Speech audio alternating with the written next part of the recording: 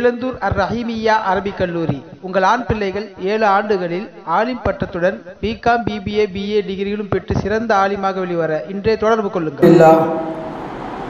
அல்ஹம்துலில்லாஹில் முவஃபிகில் முஈன் வஸ்ஸலாத்து வஸ்ஸலாமு அலா சய்யிதினா முஹம்மதின் ஸாதிகில் அமீன் வஅலா ஆலிஹி வஸஹ்பிஹி அஜ்மஈன் வமன் தபிஅஹும் பிஇஹ்சானின் இலா யௌமிddin அம்மா பஅத்.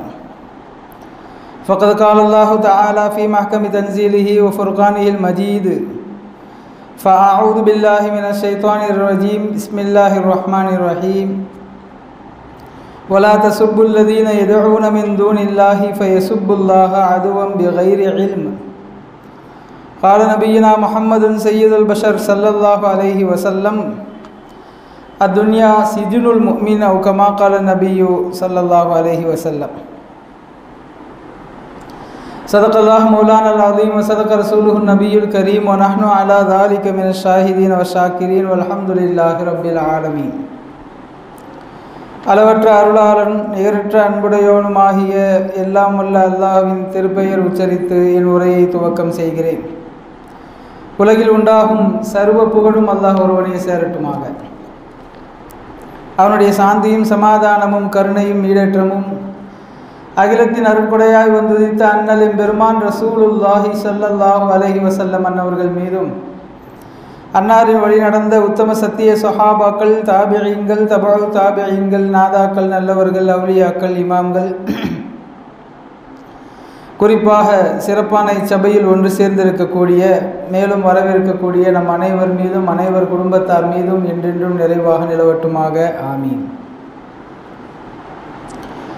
அன்பிற்கும் இறைநேசத்திற்கும் தகுதியான சகோதரர்களே, ஜமாத்தார்களே, அல்லாஹ்வின் பேருபகாரம் அவனது இல்லத்தில் அமர்ந்து அவனது உத்தரவுகளை, அவனது தூதர் ஸல்லல்லாஹு அலைஹி வஸல்லம் அன்னவர்களின் உபதேசங்களை கேட்கவும் பேசவும் மீண்டும் ஒரு முறை அல்லாஹ் வாய்ப்பளித்திருக்கிறான். பேசுகின்ற கேட்கின்ற விஷயங்களின் பிரகாரம் வாழ்வை அமைத்து கொள்ள வேண்டும் என்பதை ஆரம்ப உபதேசமாக எனக்கும் உங்களுக்கும் கூறி, இந்த வார ஜும்ஆவில் வெறுப்புணர்வை வேறறுத்த இஸ்லாம் என்ற தலைப்பிலே சில தகவல்களை தெரிந்து கொள்ளவிருக்கிறோம். அன்பிற்குரியவர்களே, இந்த 21ஆம் நூற்றாண்டில் சர்வதேச அளவில் ஆன்மீகம் குறைந்து வருவதை நாம் கவலையோடு பார்க்கிறோம். உலகெங்கிலும் இருக்கக்கூடிய சுமார் 800 கோடி மக்கள் தொகையில் சுமார் 14 முதல் 16% வரை கடவுள் மறுப்பாளர்கள் வாழ்ந்து கொண்டிருக்கிறார்கள்.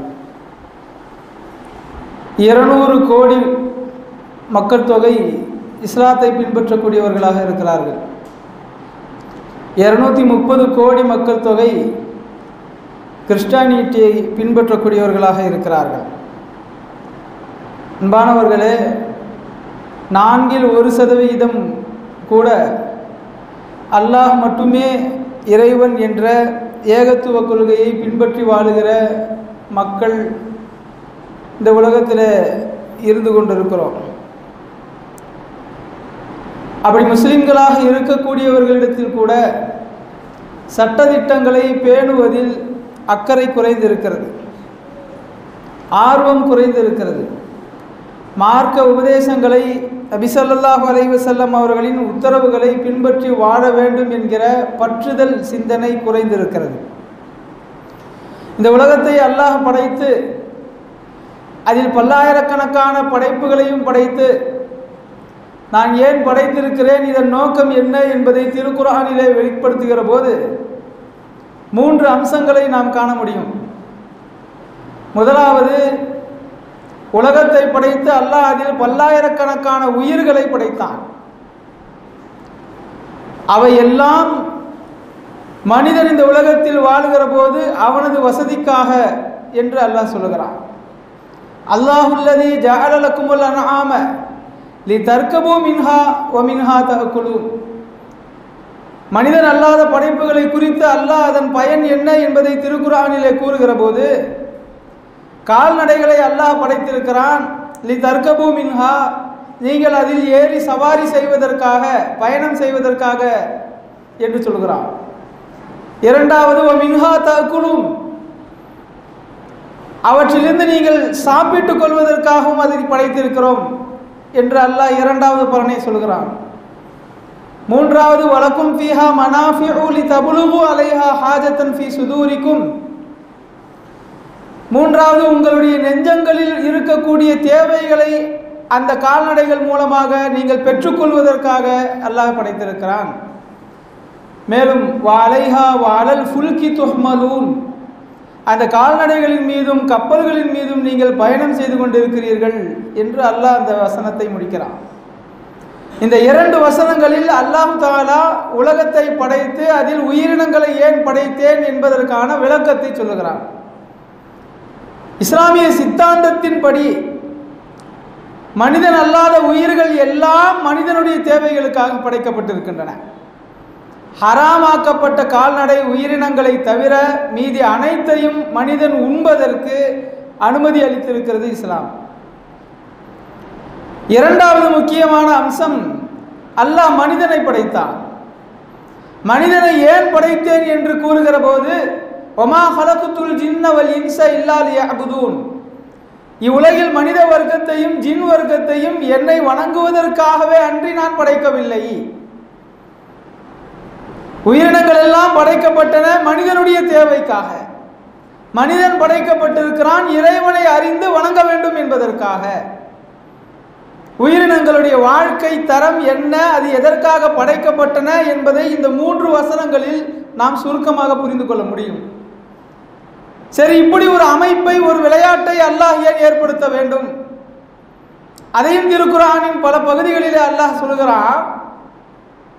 மனிதன் படைக்கப்பட்டிருக்கிறான், அவன் வாழுகிற போது அவனுக்கு இணக்கமாக இருக்க வேண்டும் என்பதற்காக உறவு முறைகளை அமைத்திருக்கிறான்.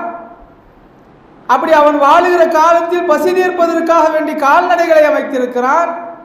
உலகில் மனிதன் நடமாடுவதற்காக வேண்டி, பயணிப்பதற்காக வேண்டி கால்நடைகளையும் இன்ன பிற வாகன வசதிகளையும் அல்லாஹ் செய்து கொடுத்திருக்கிறான்.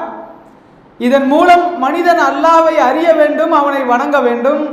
சரி, அப்படி செய்தால் என்ன? வேறொரு வசனத்தில் அல்லாஹ் 3வது அம்சத்தை கூறுகிறான்.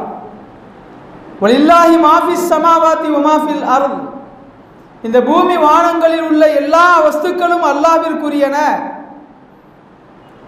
லியஜ்ஸியல்லதீன அஸாவு பிமா அமிலு, தீய அமல்களை செய்தவர்கள் அதற்கான தண்டனையை பெறுவதற்காகவும், வயஜ்ஸியல்லதீன அஹ்ஸனு பில் ஹுஸ்னா, நாம் சொன்ன பிரகாரம் நன்மையை பேணி வாழ்ந்தவர்களுக்கு நன்மையை பலனளிப்பதற்காக வேண்டியும் அல்லாஹ் இந்த உலகத்தை படைத்திருக்கிறான். இதன் மூலம் மறுமை வாழ்க்கை என்று ஒன்று உண்டு.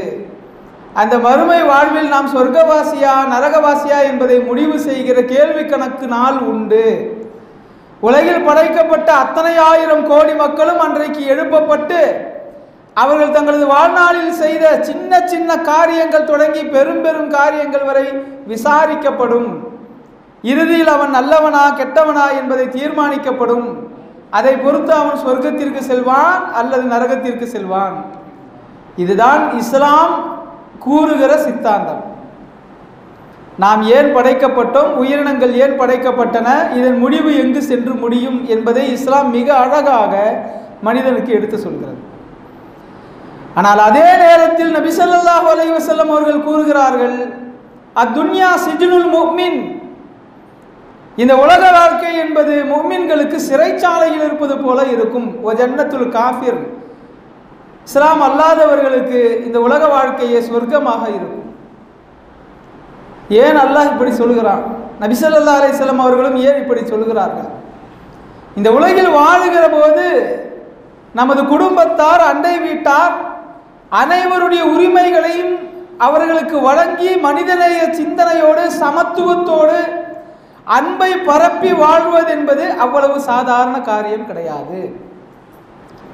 நாம் அடுத்தவர்களிடத்தில் பக்குவத்தோடு நடந்தாலும் கூட நம்மிடத்தில் வேண்டுமென்றே வம்பிழுப்பவர்கள், சண்டைக்கு வருபவர்கள், நமது உரிமைகளை மறுப்பவர்கள் உலகத்தில் இருக்கத்தான் செய்வார்கள். அவர்களுக்கு மத்தியில் நீங்கள் நீதமாக வாழ்வது என்பது சிறைச்சாலையில் இருப்பது போல கடினமாக இருக்கும். இந்த இஸ்லாமிய மார்க்கத்தின் வரவுக்கு பின்னால் தான் உலகின் எல்லா வகையான ஏற்றத்தாழ்வுகளும் அடித்து நொறுக்கப்பட்டன. ரசூல் ஸல்லல்லாஹு அலைஹி வஸல்லம் அவர்கள் நபியாக வந்தபோது, அதுக்கு முன்னாடி உள்ள எல்லா நபிமார்களின் காலத்திலும் அப்படித்தான், நபிமார்களின் வருகை சமயம் அந்த உம்மத் ஆக தாழ்ந்த நிலையில் இருக்கும். நாகரிகத்தில், மனிதநேயம் பேணுவதில், சமத்துவம் போதிப்பதில், சகோதரத்துவத்தோடு நடந்து கொள்வதில் அந்த சமுதாயம் பாழ்பட்ட நிலையில் இருக்கும். நபிமார்கள் வந்துதான் தீனை உயிர்ப்பிக்க செய்து மனிதர்களுக்கு மத்தியில் நற்குணங்களை பரவ விட்டு அவர்கள் தங்கள் பணியை நிறைவு செய்வார்கள். பெருமானார் ஸல்லல்லாஹு அலைஹி வஸல்லம் அவர்கள் வந்தபோதும் அப்படித்தான் இருந்தது. மனிதன் மனிதநேயத்தோடு வாழ வேண்டும் என்பதற்காக தான் அல்லாஹு தஆலா அன்பை பரப்ப சொன்னான். சக மனிதர்களை நேசித்து பழகுங்கள் என்றான். அடுத்தவர்களின் உரிமையை பேணி வாழுங்கள், அதுதான் எனக்கு செய்கிற முதல் வணக்கம் என்று அல்லாஹ் தஆலா சொன்னான். ஆனால் இன்றைக்கு சமுதாயத்தில் மனிதநேய சிந்தனை எந்த தரத்தில் இருக்கிறது என்பதை குறித்து நாம் பேச வேண்டிய நிர்பந்தம் இருக்கிறது. இதுவரை இல்லாத அளவிற்கு பொருளாதாரம் மேம்பட்டு இருக்கிறது. இதுவரை இல்லாத அளவிற்கு தொழில்நுட்ப வளர்ச்சி அதிவேகத்தில் சென்று கொண்டிருக்கிறது. ஆனால் இதுவரை இல்லாத அளவிற்கு மனித சிந்தனையும் அதல பாதாளத்தில் பயணித்துக் கொண்டிருக்கிறது. சக மனிதர்களை அவர்களோட அன்பு பாராட்டுகிற பண்பு குறைந்து போயிருக்கிறது. வெறுப்புணர்வு அதிகமானதற்கு என்ன காரணம்? இன்றைக்கு குடும்பத்திற்குள் சண்டைகள், அக்கம் பக்கத்து வீட்டாரோடு சண்டைகள், தெருக்கு தெரு சண்டைகள், ஊருக்கு ஊர் சண்டைகள், நாடுக்கு நாடு சண்டைகள். அடுத்தவர்களை நேசிக்கிற பழக்கம் குறைந்து வெறுப்புணர்வு அதிகமாயிருக்கு. எந்த விஷயத்தை எடுத்தாலும் இவன் நம்மாளா அப்படின்னு பார்க்கக்கூடிய மோசமான சிந்தனை அதிகமாகி கொண்டிருக்கிறது. இந்த வெறுப்புணர்வை இஸ்லாமிய மார்க்கம் அறவே கூடாது என்று சொல்கிறது. வெறுப்புணர்வு எந்த ரூபத்தில் வந்தாலும் அது தடை செய்யப்பட வேண்டியது என்று சொல்லுகிற இந்த ஷரீஅத் அதை செயல்படுத்தியும் காட்டியது. இந்த வெறுப்புணர்வு எவ்வளவு மோசமானது என்றால் அது நம்முடைய உடலிலே வருகிற கேன்சரை போன்றது, புற்றுநோயை போன்றது. புற்றுநோய் ஒரு மனிதனுடைய உடலில் வந்துவிட்டால் உடனே அவனுக்கு அது தெரியாது. அது வருவதும் தெரியாது, வளர்வதும் தெரியாது. முற்றிய பிறகுதான் தெரியும். அது நமக்கு இருக்கிறது என்று தெரிந்துவிட்ட பிறகு சிகிச்சை செய்து மீண்டு வந்தவர்கள் சில பேர் தான், மாண்டு போனவர்கள் தான் பல பேர். நீங்கள் அடிக்கடி கேள்விப்பட முடியும், அவருக்கு கேன்சர் வந்துருச்சான். அப்படியா? எந்த ஸ்டேஜில் தெரிஞ்சிச்சு? 3வது ஸ்டேஜில் தெரிஞ்சிருக்கு, 4வது ஸ்டேஜில் தெரிஞ்சிருக்கு. சமீபத்தில் கூட ராமநாதபுரத்தில் ஒரு இமாமுக்கு கேன்சர் தெரிகிற போதே 4வது ஸ்டேஜில் தான் தெரியுது. வேற எந்த சிம்டம்ஸும் காட்டலை. காய்ச்சல் தொடர்ச்சியாக வந்துக்கிட்டே இருந்தது. 15 நாட்கள் சிகிச்சை எடுத்தார்கள், சரியாக போச்சு.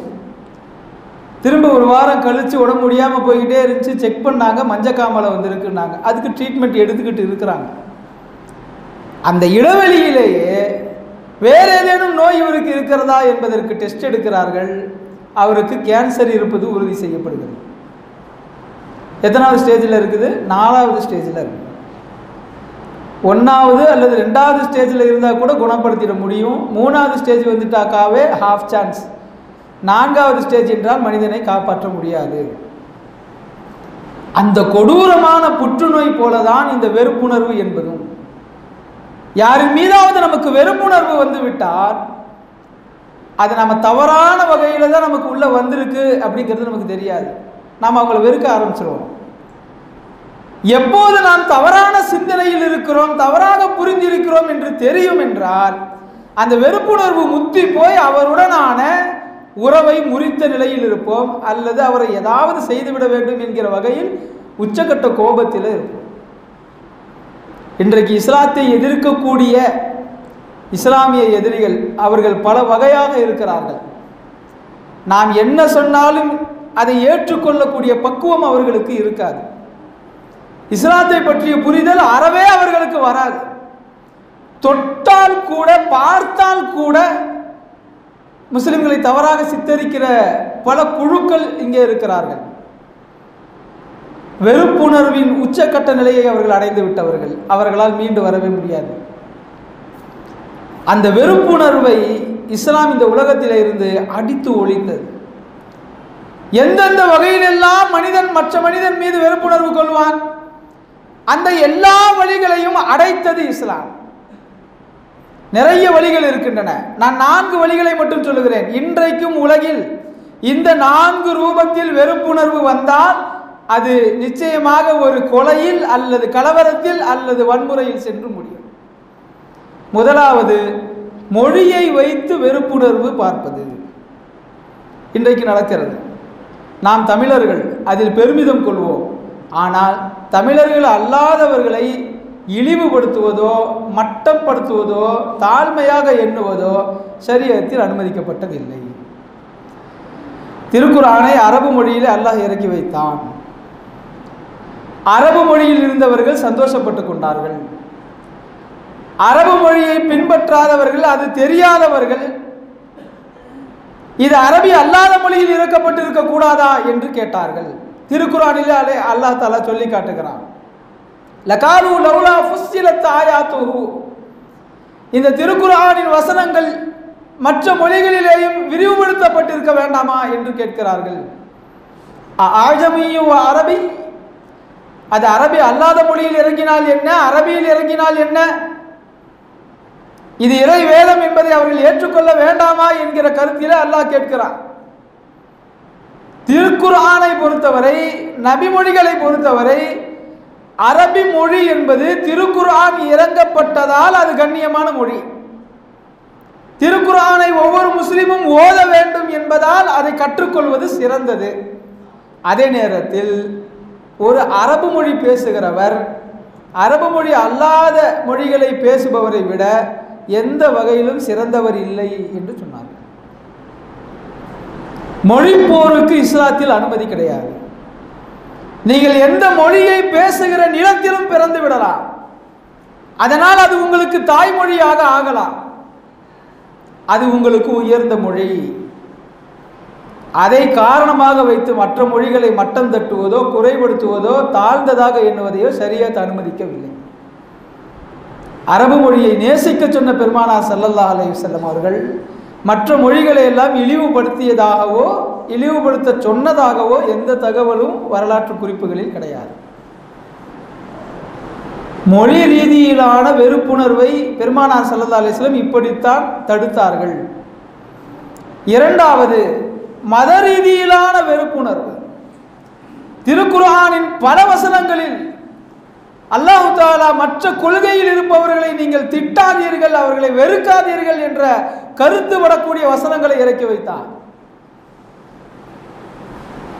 மத ரீதியிலான கொள்கைகளில் நமக்கு எப்படிப்பட்ட கோட்பாடு இருக்க வேண்டும் என்றால், திருக்குர்ஆனில் ஒரு சூறாவை அல்லாஹ் அதற்காக இறக்கி வைத்தார். குல் யா அய்யுஹல் காஃபிரூன். முஸ்லிம் அல்லாதவர்களை பார்த்தே அல்லாஹ் பேசுவது போன்ற வசனத்தோடு துவக்குகிறான். குல் யா அய்யுஹல் காஃபிரூன், முஸ்லிம் அல்லாதவர்களே. நபி ஸல்லல்லாஹு அலைஹி வஸல்லம் அவர்களை இப்படி நீங்க சொல்லுங்கன்னு சொல்லியே அல்லாஹ் சொல்றான். முஸ்லிம் அல்லாதவர்களே, லா அஅபுது மா தஅபுதூன், நீங்கள் வணங்கக்கூடிய சிலைகளை நான் வணங்க மாட்டேன்.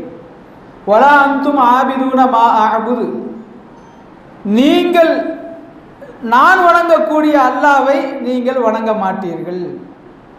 எப்படிப்பட்ட கொள்கை பாருங்க. நான் உங்க இறைவனை வணங்க போறது இல்லை, நீங்கள் என்னுடைய இறைவனை வணங்க போவதும் இல்லை.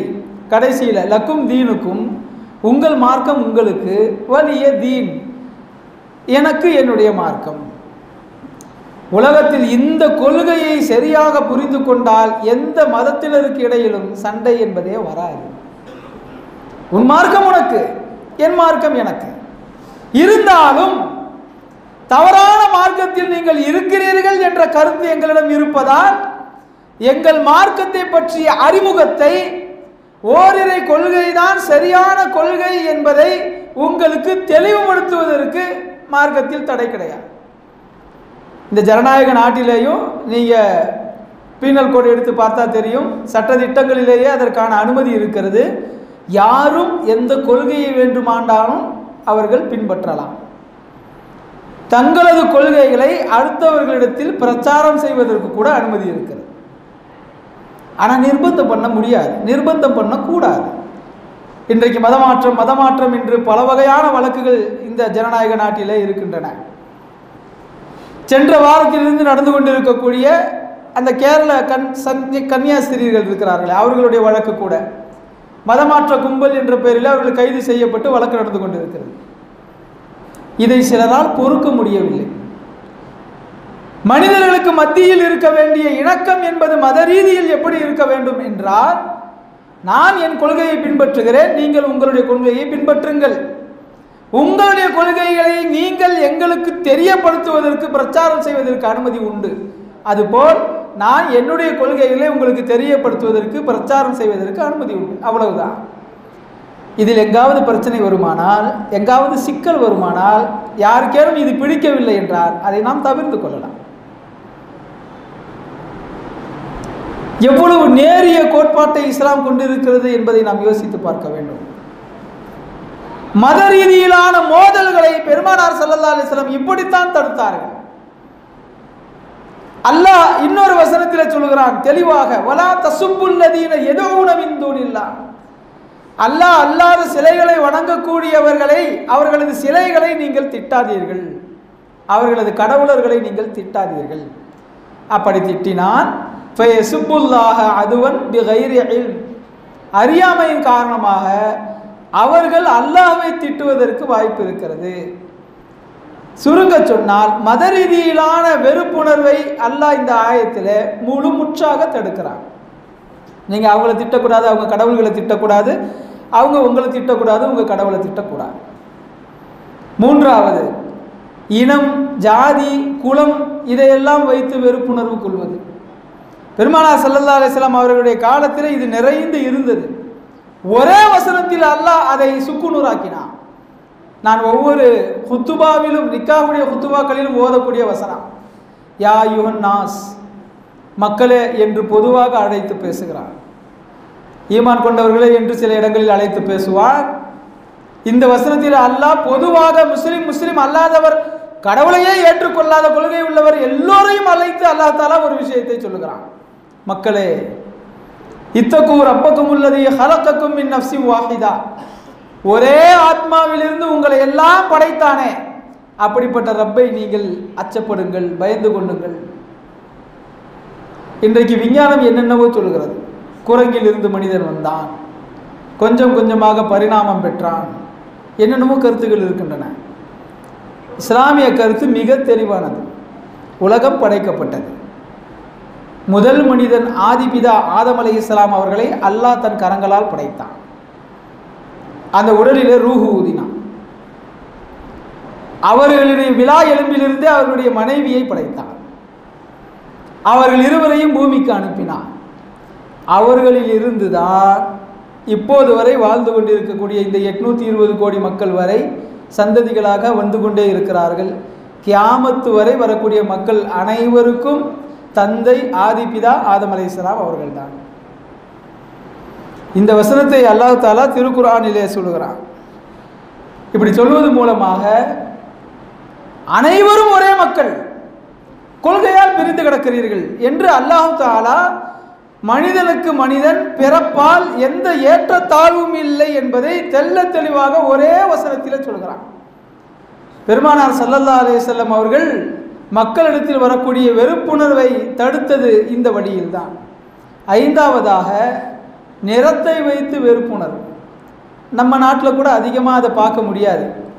கருப்பாக இருக்கிறவங்க, வெள்ளையாக இருக்கிறவங்க, வெள்ளையாக இருக்கிறவங்க சிறந்தவங்க, கருப்பாக இருக்கிறவங்க சிறந்தவங்க இல்லை, தாழ்ந்தவங்க அப்படிங்கிற சிந்தனை நம்ம நாட்டில் கூட குறைவு. அமெரிக்கா மாதிரி, பிரிட்டன் மாதிரி நாடுகள்லாம் இன்றைக்கும் அந்த பிரச்சனை இருக்குது. ஒரு 2 வாரங்களுக்கு முன்னால் கூட ஒரு கருப்பினத்தை சேர்ந்தவர் கார் ஓட்டி கொண்டு வருகிறார். போலீஸ்காரரு அவரை நிப்பாட்டுறார். டிராஃபிக் போலீஸ் நிப்பாட்டின உடனே உள்ளே இருக்கிறவர் கருப்பினத்தை சார்ந்தவர்னு தெரிஞ்ச உடனே ரொம்ப ரூடாக நடந்துக்கிறார். ஒரு வெள்ளை இனத்தை சேர்ந்தவனிடத்தில் எப்படி நடப்பாரோ அப்படி இல்லை. ரொம்ப ரூடாக நடந்துக்கிறார், மிரட்டுறார், அதட்டுறார். இன்னும் எந்த ப்ரூஃபுமே இருக்கா இல்லையான்னு பார்க்கல, வாங்கி அதற்குள்ளாகவே அவனை ஏகவசனம் பேசுகிறார். உடனே என்ன பண்ணா, தன்னுடைய செல்லை எடுத்து கார்லேயே ஒரு பக்கம் வச்சு வீடியோ ரெக்கார்டு பண்ண ஆரம்பிச்சிட்டான். அந்த போலீஸ்கார் கதவை வந்து தட்டி அடித்து நொறுக்கிட்டு இருக்கிறார். அப்போவே சொல்கிறான், நான் எதுவுமே பண்ணலை, காரை வந்து நிப்பாட்டி இருக்கிறேன், என்கிட்ட எந்த ப்ரூஃபுமே இன்னும் பார்க்கல, அதுக்குள்ளே இந்த மாதிரிலாம் பண்ணுறாங்க. இது எல்லாமே வீடியோவில் பதிவாகிட்டார். கார் கண்ணாடியை உடைத்து அவனை வெளியே இழுத்து அடித்து ஒரு தீவிரவாதியை கைது செய்வது போல 2 கைகளையும் பின்னால் கட்டி கைது செய்து இழுத்துக்கிட்டு போன சம்பவம் நமக்கு தெரியும். அமெரிக்காவில் இருக்கக்கூடிய மனித உரிமை ஆர்வலர்கள் சொல்லுகிறார்கள், இது மாதிரி நிறைய நடக்குது. வீடியோவில் வந்ததுனால இது தெரியும். ஒரு 4-5 வருடங்களுக்கு முன்னால் இந்த லாக்டவுன் நேரத்தில் கூட ஒரு கருப்பினத்தை சார்ந்தவர் சாலையிலேயே வைத்து அவர் இதே போல் கைது செய்யப்படும் பொழுது கழுத்தில் பூட்ஸ் காலால் போலீஸ்காரர் மிதிக்கிறாரு. போலீஸ்காரருடைய கெட்ட நேரம், அவர் அந்த இடத்துல மூத்தா போயிட்டார். உலகம் முழுக்க எதிர்ப்பு கிளம்பியது, உலகம் முழுவதும் அது பேசு பொருளாக மாறி போனது. இப்படியெல்லாம் நடக்கக்கூடிய நிறத்தை வைத்து உள்ள வெறுப்புணர்வு என்பது இன்றைக்கும் இருக்கிறது, நம்ம நாட்டில் குறைவு. பெருமானார் ஸல்லல்லாஹு அலைஹி வஸல்லம் அவர்கள் காலத்தில் அது ரொம்ப அதிகமாக இருந்தது. பெருமானார் ஸல்லல்லாஹு அலைஹி வஸல்லம் சொன்னார்கள், நிறத்தை வைத்து ஒருவன் இன்னொருவனை விட சிறந்தவனாக ஆகவே முடியாது. பிறப்பை வைத்து ஒருவன் இன்னொருவனை விட சிறந்தவனாக ஆகவே முடியாது. சொன்னது மட்டுமல்ல, செய்து காட்டினார்கள். மக்கா காபாவுக்கு மேலே ஏறி பாங்கு சொல்ல வேண்டிய காலம் வந்தபோது எல்லா நபித்தோழர்களும் எதிர்பார்த்தார்கள், அந்த உயர்ந்த பொறுப்பு, கண்ணியமான பொறுப்பு எனக்கு கிடைக்காதா அப்படின்னு ஏங்கிக்கிட்டு இருந்தாங்க. ஆனால் பெருமானார் ஸல்லல்லாஹு அலைஹி வஸல்லம் அழைத்தது செய்தனா பிலால் ரலியல்லாஹு அன்ஹு, கருப்பின அடிமை. காலம் முழுக்க குஃபார்களிடத்தில் அடிமையாகவே இருந்து சித்திரவதைக்குள்ளாகி இஸ்லாத்தை ஏற்று வந்த பிலால் இஸ்லாத்தின் மூலமாக எப்படி கண்ணியப்படுத்தப்பட்டார் என்றால், பெருமானார் அவரிடத்திலே காபாவின் பொறுப்பை ஒப்படைத்து இனி பாங்கு சொல்ல வேண்டிய பொறுப்பு ஒன்னது என்றார். அன்றைய காலத்தில் வாழ்ந்த பெரும் பெரும் குஃபார்களுக்கெல்லாம் இது அதிர்ச்சியாகி போனது. என்ன பக்கத்தில் கூட உட்கார வைக்க மாட்டோம் அவனையெல்லாம். வசதி இல்லை, செல்வாக்கு இல்லை, பொறுப்பு இல்லை, நிறம் இல்லை, எதுவுமே இல்லை, அவனை போய் இவ்வளோ பெரிய பொறுப்பு கொடுத்துருக்கிறார் முஹம்மது ஸல்லல்லாஹு அலைஹி வஸல்லம் அவர்களை இந்த உலகம் திரும்பி பார்க்கிற நேரம் என்பது அதுதான். பெருமானார் நிறத்தை வைத்து வரக்கூடிய வெறுப்புணர்வை முற்றிலுமாக அடித்து ஒழித்தார்கள். இந்த காலத்தில் ஒரு பெருமைக்குரிய செய்தி என்னவென்றால், இந்த 4 காரணங்களினாலும் அடுத்தவர்களை வெறுப்புணர்வோடு பார்க்கிற பார்வை உலகத்திலேயே இஸ்லாமியர்களிடத்தில் தான் மிக மிக மிக குறைவு. கடவுள் மறுப்பு கொள்கையில் உள்ள பலரும் கூட இஸ்லாத்தை ஆதரிப்பதற்கு காரணம் இதுதான். ஏன்னா இஸ்லாத்துக்குள்ளே வந்துட்டு அவன் அடுத்த வேலையை தூய்மையானவனை அறியறான். காலையில் ஏன்னு சொல்லி உன்னை கூப்பிடுவான், இஸ்லாத்தை நீ ஏற்றுக்கிட்டு போயிட்டேன்னா சாயந்தரம் அவனை மரியாதையாக பாயின்னு சொல்லி கூப்பிடுவான். நீ தொழுகைக்கு போனேன்னா 50 வருஷம் 40 வருஷம் தொழுகிறவர்கள் கூட உன் பக்கத்தில் நிற்க முடியும். உனக்கு தனி சீட்டு கிடையாது, பின்னாடி இருக்கக்கூடிய இடத்துல தொழுகணும்னு கிடையாது, முதல் சஃப்லேயே போய் நிற்க முடியும். அப்படியெல்லாம் இருக்கக்கூடிய ஒற்றுமையை இன்றைக்கும் இஸ்லாம் பாராட்டப்படுகிறது அதனால். ஆனால் இப்படியெல்லாம் சமத்துவத்தை போதித்ததனால தலையில் தூக்கி வைத்து கொண்டாடப்பட வேண்டிய மார்க்கம் இஸ்லாம் இல்லையா? ஆனால் இன்னைக்கு இஸ்லாத்துடைய நிலைமை என்ன? உலகத்திலேயே அதிகமாக தூற்றப்படக்கூடிய, உலகத்திலேயே அதிகமாக விமர்சிக்கப்படக்கூடிய, உலகத்திலேயே அதிகமாக வெறுப்புணர்வால் பார்க்கப்படக்கூடிய மார்க்கம் இஸ்லாம். அதை பின்பற்றுகிற முஸ்லிம்கள். இதுக்கு என்ன காரணம்? 2 காரணம் இருக்கு. ஒன்று, இஸ்லாம் அல்லாதவர்கள் இஸ்லாத்தை பற்றிய அறியாமையில் இருக்கிறார்கள். இரண்டாவது, இஸ்லாத்தில் உள்ளவர்கள் இஸ்லாத்தின்படி நடக்காமல் இருக்கிறார்கள். நீங்கள் யோசித்து பார்த்தால் முந்தைய காரணத்திற்கும் பிந்தைய காரணம்தான் காரணமாகவே அமைகிறது. நாம் இஸ்லாமிய சட்டதிட்டங்களின்படி பற்றுதலோடு நடந்தால் இஸ்லாத்தை பற்றி குறை சொல்பவர்களுக்கு அது பாடமாக அமையும். உலகம் முழுக்க எப்படி இஸ்லாம் வேகமாக பரவியது? செயல்பாடுகளால் பரவியது. உலகின் எந்த ஒரு முஸ்லிமும் தன்னுடைய செயல்பாடுகளின் பிரகாரம் நடந்தால் நிச்சயம் நல்ல மாற்றம் வரும். ஆனால் சமுதாயத்துடைய கவலையான நிலைமை என்ன தெரியுமா? சிலர் இருக்கிறோம் சமுதாயத்தில், நல்ல நாலேஜ் இருக்குது, ஆனால் செயல்பாட்டில் இஸ்லாம் இல்லை. நான் குறை சொல்வதாக நீங்கள் நினைக்கக்கூடாது. மெத்த படித்தவர்கள் நிறைய பேர் இருக்கிறார்கள், சமுதாயத்தில் உயர்ந்த அந்தஸ்து பொறுப்புகளில் இருக்கிறார்கள். ஆனால் அவங்க தோற்றத்தில் பார்த்தீங்கன்னா தாடியோ மீசையோ எதுவுமோ இருக்காது. நல்ல நாலேஜ் இருக்குது, ஆனால் செயலில் இல்லை. சில பேர் நல்ல செயல்பாட்டில் இருக்கிறாங்க, ஆனால் நாலேஜ் இல்லை. தோற்றத்தில் சுண்ணத்தான கோலம் இருக்கும், அடுத்த அறிவு தேடல்களை நோக்கி நகர்றாங்களான்னு பார்த்தா இருக்காது. காலம் முழுக்க அவர்கள் எதை அவர்கள் கற்றார்களோ அதோடையே அவங்க வாழ்க்கை அப்படியே போயிடுது. தமிழில் குரான் படிக்க பழகுனாங்களா, அது போதும் அப்படின்னு நினச்சிக்கிறாங்க. அரபி கற்றுக்கணுமே, அதுக்கப்புறம் தர்ஜுமாக்கள் தெரிஞ்சுக்கணுமே, சட்டத்திட்டங்கள் அடுத்தடுத்த படின்னு ஒன்று இருக்கு இல்லையா, அந்த அடுத்தடுத்த படியை தெரிந்து கொள்வதிலே பெரிதான ஆர்வம் காட்டாமல் இருக்கிறார்கள். இப்படி இது இருந்தால் அது இல்லை, அது இருந்தால் இது இல்லை. இப்போ என்ன தான் செய்கிறது? நம்முடைய வாழ்க்கையில் 2 குணங்களை நம்ம கண்டிப்பாக கொண்டு வரணும். ஒன்று நேர்மை. நாம் செய்கிற வியாபாரம், நம்ம கொடுக்குற வாக்குறுதி, கொடுக்கல் வாங்கல், முஸ்லீம் அல்லாதவரிடத்தில் பேசுகிற போது நமக்கு நேர்மை இருக்கணும். ஒரு முஸ்லீம் ஒரு தவறு செய்தால் அதை அவன் செய்தான் என்று சொல்வதில்லை, இஸ்லாமே செய்தது போல இன்றைக்கு உருவகப்படுத்தப்படுகிறது. இன்றைக்கு நான் தெளிவாகவே சொல்லுகிறேன், இன்றைக்கு நம்முடைய வியாபாரிகளுக்கு மத்தியில் நேர்மை மிக மிக குறைவு. அதிகம் பொய் சொல்கிறாங்க, பச்சையாக பொய் சொல்கிறாங்க. நான் தெளிவாக சொல்லலாம், குறிப்பிட்ட துறையை சார்ந்தவங்களை தாக்குற மாதிரி அது ஆயிடும். எல்லா ஃபீல்டுலையுமே எடுத்து பாருங்க, பொய் பேசாத வியாபாரம் இல்லை. பெருமானார் சொன்னார்கள், மண் கஷ்ட ஃபரைச மின்னா, யார் வியாபாரத்தில் ஏமாத்திட்டனா அவன் என்னை சார்ந்தவனே கிடையாதுட்டாங்க. அவன் பாவி, இந்த கஃபாரா செய்யணும், அந்த பரிகாரம் கொடுக்கணும், இப்படி பாவ மன்னிப்பு கேட்கணும், அதெல்லாம் பெருமானார் ஒரு 2வது ஆப்ஷனே கொடுக்கல. யார் ஏமாத்திட்டனா அவன் என்ன சார்ந்தவன் இல்லை அப்படின்னா என்ன அர்த்தம்? முஸ்லீமே இல்லைன்னு தானே அர்த்தம். ஆனால் விவரம் தெரிஞ்ச சில பேர்கிட்ட பேசும் பொழுது எனக்கு ரொம்ப ஆச்சரியமாக இருந்தது. பல பேர் ஒத்துக்கொள்கிறார்கள், உண்மைதான், இன்றைக்கி சில தந்திரங்கள்லாம் பண்ணி தான் வியாபாரம் செய்ய வேண்டி இருக்கிறதுங்கிறது ஒத்துக்கிறாங்க. ஒரு சில பேர் என்ன தெரியுமா பண்ணுறாங்க? ஒருத்தர் சொன்ன வார்த்தையை சொல்கிறேன், நீங்கள் நம்புறது கூட ஆச்சரியமாக இருக்கலாம். பெருமானார் ஸல்லல்லாஹு அலைஹி வஸல்லம் இந்த காலத்தில் வாழ்ந்திருந்தால் அவங்களே இந்த உபதேசம்லாம் சொல்லியிருக்க மாட்டாங்கங்கிறார். சொன்ன வார்த்தை, இந்த வார்த்தையை சொல்லுகிறவன் முஸ்லீம் அல்லாதவனாக மாறி போயிடுவான். பெருமானார் இந்த காலத்தில் இருந்திருந்தால் இந்த வார்த்தையை சொல்ல மாட்டார்கள். நாம் பண்ணுற தப்புக்கெல்லாம் இப்போ பெருமானாரையும் துணங்கி சேர்க்குற மாதிரி ஆகிப்போச்சு. அது எப்படி? அல்லாஹ்விடத்தில் அங்கீகரிக்கப்பட்ட பரிபூர்ணமான மார்க்கத்தில் குறை வருமா? பெருமானார் ஸல்லல்லாஹு அலைஹி வஸல்லம் அவர்கள் சொன்ன சொல்லுக்கு மாற்றமாக உலகம் நகருமா? அப்படி நடந்தால் உலகம் அழியுமே ஒழிய இந்த மார்க்கத்தில் மாற்றத்தை எதிர்பார்ப்பதோ அல்லது இது இப்படி தான் செய்ய முடியும் என்று பேசுவதோ அது வரட்டு பிடிவாதமான வார்த்தைகள். அதிலிருந்து நம்மை காப்பாற்றிக் கொள்ள வேண்டும். கடைசியாக அடுத்தவர்களிடத்தில் கனிவோடு பேசி பழகணும். சமீப காலமாக முஸ்லீம்கள்கிட்ட குறைஞ்சிருக்கக்கூடிய பண்புகளில் இது ஒன்று. பேசுகிற வார்த்தைகளில் ரொம்ப கடினமாக பெருமானார் ஸல்லல்லாஹு அலைஹி வஸல்லம் சொன்னாங்க, மிருதுவான வார்த்தைகளையால் நீங்கள் பேசுங்கள். வார்த்தைகளை உபயோகிக்கிற போது பக்குவமாக நீங்கள் பேசுங்கள். ஒரு வார்த்தை பேசுவதற்கு முன்னால் 5 முறை அது சரியான வார்த்தையா என்பதை யோசித்து பேசுங்கள். அடுத்தவர்களிடத்தில் பேசும்போது கடினமான வார்த்தைகளை பேசினால் கூட முகத்தை நீங்கள் புன்முறுவலோடு வைத்திருங்கள். இப்பெல்லாம் ஆயிரக்கணக்கான உபதேசங்கள் இருக்கு.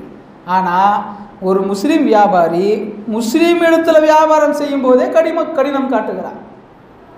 சரியான உபசரிப்புகள் இல்லை. இன்னைக்கு பெரிய பெரிய நகைக்கடை, துணிக்கடைகள்லாம் ஏன் அதிகமாகிக்கிட்டே போகுது நீங்கள் யோசிங்க. ஒரு ஊரில் வைக்கிறான், அடுத்து பார்த்தாக்க இன்னொரு ஊரில் 10 ஊரில் வச்சிடுறாங்க.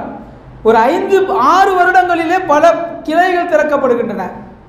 நீங்கள் யோசிச்சு பாருங்க, ஏன் விலை அதிகமாகவே விற்கிறான், நிறைய செலவுகள் பண்ணுறான், இருந்தும் அவனுக்கு வியாபாரம் ஏன் அதிகமாக ஆகுதுன்னா, நீங்கள் கதவை திறந்துட்டு உள்ளே போகும்போதே அங்கே வணக்கம் வைக்கிறதுக்குன்னே 5-6 பேர் வச்சுருக்கிறோம். அந்த கனிவான உபசரிப்பு இருக்குல்ல, அதுக்கு மனிதன் அடிமை. இப்படி கவனிக்கிறாங்களே அப்படின்னு உள்ளே போயிட்டு ஏதாவது வாங்காமல் திரும்பி வர்றதுக்கு வெக்கப்படுறான். உள்ளே போகும்போது இவ்வளோ கவனிக்கிறாங்க. சில இடங்கள்லாம் கதவு திறந்து விடுறதுக்கே ஒரு ஆள், அரசர் வரும்போது திறக்கிற மாதிரி உள்ளே போகும்போது அவன் கதவு திறக்கிறதுக்கு நமக்கு பயமாக இருக்கும். என்னடா இவ்வளோ மரியாதை, உள்ளே போனால் 5 பேர் வணக்கம் சொல்ல, அங்கே போய் உட்காந்து பொருளை வாங்கினா அங்கே ஒரு 5 பேர் ரொம்ப கனிவாக எடுத்து சொல்கிறாங்க, விவரமாக பேசுகிறாங்க. இவ்வளோலாம் இருக்கும்போது வாங்காமல் எப்படி திரும்பி வர்றது? வாங்கிடுறோம். கனிவு ஒரு பெரிய வியாபாரத்தை உங்களுக்கு பெற்றுத்தரும். இது பெருமானார் சொன்ன உபதேசம். இன்றைக்கி நாம் செய்கிறது இல்லை. போகிற இடங்கள்ல எல்லாம் பேங்க் ஆஃபீஸர் மாதிரியே இருக்கிறாங்க நம்ம வியாபாரிகள். பேசுவதற்கே ரொம்ப நமக்கு பயமாக இருக்கிறது, கண்ணியம் போய்விடுமோ என்று. இந்த நேர்மையும் கனிவும் இல்லாததால் தான் இன்றைய இஸ்லாமிய சமூகம் திட்டமிடப்பட்டு முஸ்லிம்களுடைய உணர்ச்சிகளை தீண்டுபவர்களுக்கு சாதகமாக மாறிக்கொண்டு இருக்கிறது. எல்லாம் உள்ள அல்லாஹ் நம்முடைய குறைகளை களைந்து பரிபூர்ண உம்மத்தாக மாறுவதற்கு வாய்ப்பளிப்பானாக. ஆமீன். வாஹிரு தஅவானா அல்ஹம்துலில்லாஹி ரப்பில் ஆலமீன்.